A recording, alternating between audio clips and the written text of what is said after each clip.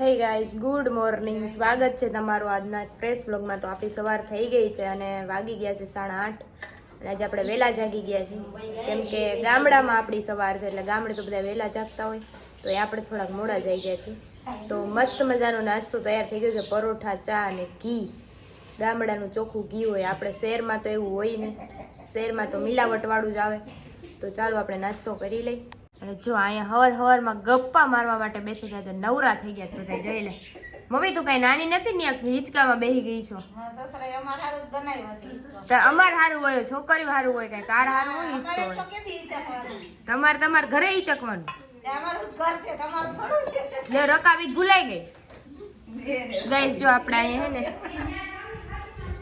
આ જો અહીંયા રકાબી આપણે લઈ લઈએ. આ પરોઠા તૈયાર થઈ ગયા છે આપણા, મસ્ત ચા અને આમાં ઘી.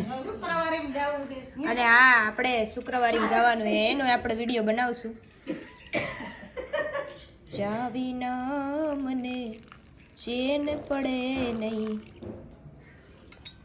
જો આપણે પહોંચી ગયા છીએ શુક્રવારીમાં બરાબર બધાય. અને તો મસ્ત અહીંયા બધી શુક્રવારી ચાલુ થઈ ગઈ છે. અહીંયા જો જોઈએ હવે અહીંયા કેવી. કોઈ આપણે પહેલી વાર આવ્યા છીએ, આમાં કઈ કહેવા પણ તો લાગતું નથી. હૈસે સારું બધે. જો અહીંયા વાસણવાળા બેન આવ્યા. જો આ જામનગર થી એને જાંબુડા છે શાકભાજી લેવા માટે આવે છે. ના મોંઘું પડે, આપણે જામનગર થી આવીએ ને તો. મારા મમ્મી જો ઉભા ઉભા ગુવાર ખાઈએ. ચોરી ખાઈએ. ચોરી નથી ખાતી ને.